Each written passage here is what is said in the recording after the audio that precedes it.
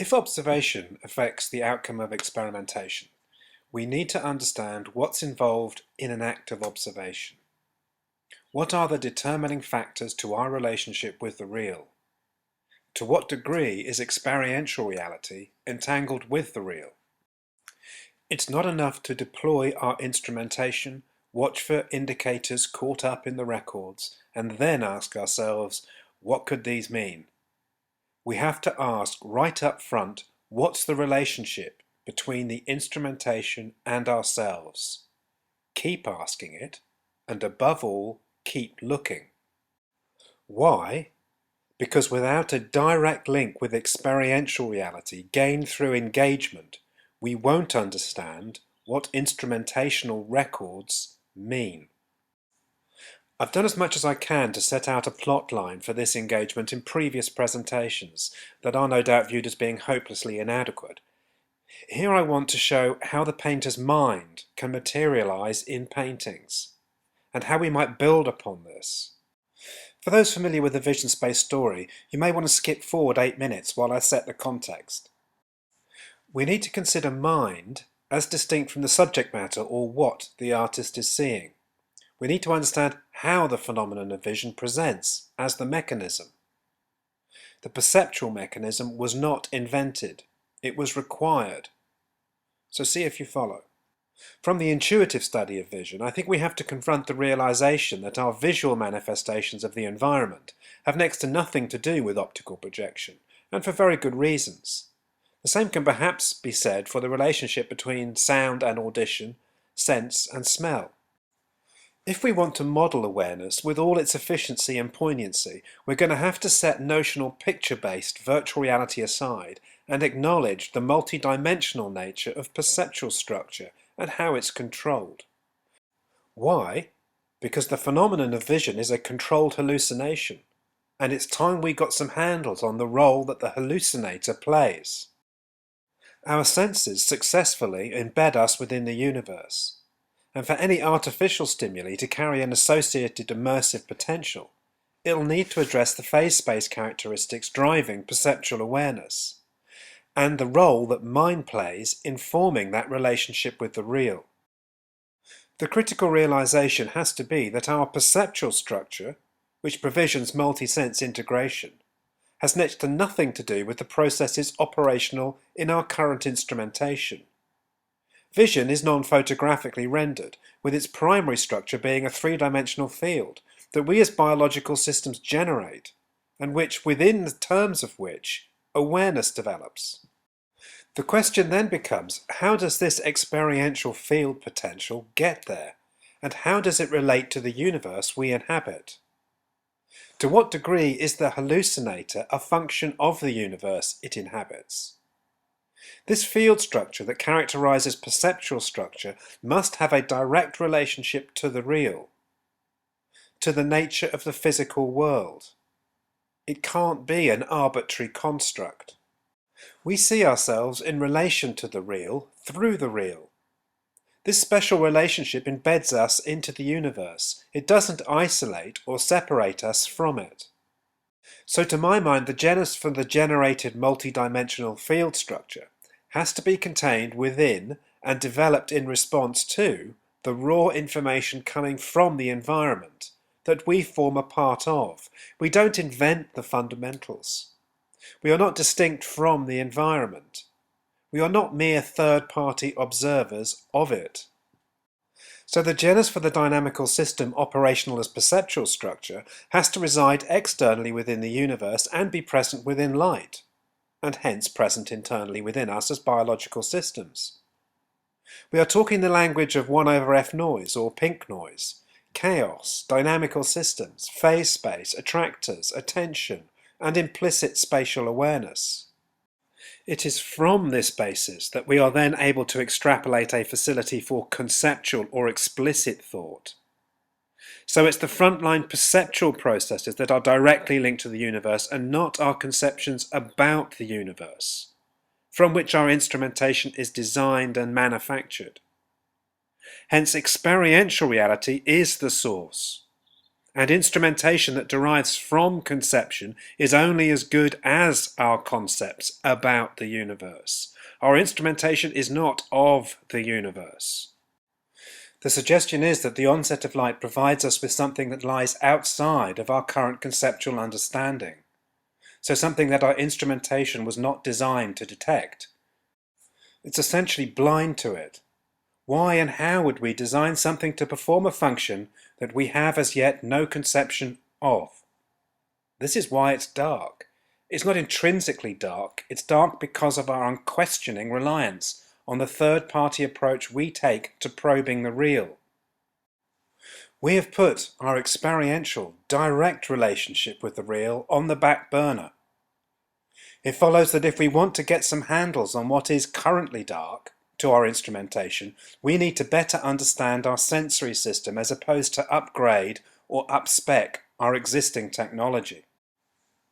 The assertion is that our visual system contains a dark or covert processing system that's intrinsic to our manifestations of experiential reality. This dark process delivering critical sensory capabilities such as implicit spatial awareness. Indeed, this dark capability would be responsible for the basis of perceptual structure, allowing us to effortlessly perform multi-sense integration, evolving in complexity to generate self-awareness. If this is the case, we need not operate blind as we pursue this dark process, if we choose not to. In fact, quite the opposite. We need to just take seriously, very seriously, the work of those that engage directly with experiential awareness and who have developed methodologies to render aspects of it. For example, we should be able to detect the differential between the optical projection made by the camera and the intuitive records of visual artists encountering experiential reality in the first person. We need to stop ignoring the discipline, foster it, and attend to it. By my reckoning, there's a lot to catch up to, 4 centuries worth. To pursue this, we need to adopt an experiential ontology and follow through, using approaches and processes specifically designed for the task. Perceptual awareness appears to be reliant on 2 approaches with their own distinct takes on the real, one implicit and contextual, and the other explicit and related to objective form. Experiential reality is a controlled extrapolation from this core duality. Experiential reality is hallucinatory because it has to be. We can't measure. We have to engage with the complex processes of judgment making, not just at a high level, but throughout the process. The measure always being closer to the probability that over the certainty of. If reality is a relationship we form with the real, then reality is in part subjective, with the receiver as integral to its realization. We can't take ourselves out of the act of observation, and it is counterproductive to try. Vision space is an attempt to bring the subjective elements of awareness into reach for the proof environment. To assist with this development, science is going to have to let its firm grip on its relatively recently acquired third-party ontology slip a bit. What is this? It's obviously central to the entire mechanics of the painting. The artist abandoned all allegiance to central perspective long ago, and certainly wouldn't have accentuated a geometrically configured vanishing point. This carefully accentuated intersection has nothing to do with the setting out of central perspective. It's far more significant. The 3 independent assessments of the main objects within the still life are each conducted through time. We contemplate objective form and develop or build this awareness through explicit study. These contemplations of form sit upon a tabletop that also reflects the different viewing angles as fixation shifts. All are then subsequently carefully interlaced into one aesthetically plausible, abbreviated presentation by the artist. The experience is not sequestered by a controlling, conceptualized, preconceived geometry. The unifying element to this painting is its painter. This confluence is Picasso. To an extent, the artist's mind has been manifested here. This is not just the world seen through the artist's eyes, it's the world manifested through his attention and perceptual processes. So through his mind. He made this happen. He both manifested and controlled the formation of this reality. This reality is our reality, and central perspective and optical projection have next to nothing to do with it. This reality is not some attempt to directly measure or represent the real. If observation affects the outcome of experimentation, we need to understand what's involved in an act of observation. What is our relationship to the real? To what degree is reality entangled with the real? Perhaps this presence of mind, depicted here, transcends that emanating from all other works throughout time. When I first considered that, only one other depiction came instantaneously to mind. The association is inconclusive, but I would like to see this record of hunting lions being anchored by the artist in perceptual time and space. Their depictions are certainly not set out in environmental space. For one thing, the environmental context is provided by the dark cave. What we have here is not the world out there taken into the cave to be depicted on the walls. All of this is in the minds of our ancestors, and so the dark cave serves as internal space. And these are recalled mental images, where our ancestors are the coordinating factor, bringing them all together in space and time. A mind, or indeed minds, set this graphic out as mind. It's palpable. The individuals are present. To my mind, taken in its setting, this is communication of the highest order. In fact, as an experience of human presence, perhaps it's never been surpassed.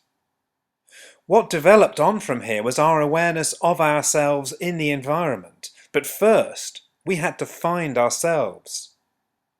I think we need to undertake this task again. Where there is a singularity controlling layout, we should consider that there is an attractor in play, this being distinct from a geometrically set out vanishing point. We evolved in the universe, and our comprehension of it has necessarily required perceptual phase space and dynamical systems. We should be anything other than surprised when we encounter these conditions in artwork. And we should be sensitive to and alert to scenarios where concepts and records don't admit of this understanding because they will lack meaning. So where does my work lie in relation to all of this? In some respects, Picasso is still setting things out in terms of picture space. All the elements are expertly cascaded together and edited to provide some identification of the process involved, but these are set within the notional picture frame. Hence, we encounter significant fragmentation and abbreviation. If we close on the point of confluence, close in on the mind that created, assessed, and implemented all of this, and then pass through into the mind from which it developed, I hope you'll encounter what I'm up to. I'm not abbreviating, and there are no frames through which to view what's encountered. Vision space is an attempt to show multi-dimensional phase space, to record aspects of the dynamical processes, and how we may relate them. Vision space develops into a form of phenomenological mind recording. I try so hard to avoid using the word map. Maps are conceptualizations about the world to which we relate. This painting is an attempt to depict some of the high-level associations and processes involved in the formation of experiential reality. Picasso's paintings are interesting in that they appear to suggest an understanding of the processes of information exchange occurring in central vision, the composite nature of experiential awareness, and even insights into the nature of self-awareness. But they reflect little grasp of implicit spatial awareness or dynamical systems. Partly as a consequence of this, the understandings that are presented appear within the pictorial format of a picture frame. Texture is deployed, but it's not organised in spatial terms, and in this sense the paintings remain quite flat and two-dimensional. Texture is present, but not used to establish the basis of a self-generating perceptual space within which the world is experienced. Indeed, if facets from multiple fixations are all combined into one framed summary, it'll be impossible to render out a single contextualised, field structure to accommodate all occurrences. The process of performing the summary negates the field formation, and hence the functional operation of implicit spatial awareness. So we have a strategy for recording explicit experiential awareness that countermands the depiction of the implicit. We have a partial breakthrough into a new paradigm, but this remains, to some extent, couched in terms of the former. Here, I don't interlace the independent fixations made as I contemplate the individual form separately through time. They're referenced as though impacting from short-term memory in support of the present contemplation of the still life with fixation made on the fish. I set the supplementary former observations within a notional phenomenal field or mind space. Think cave.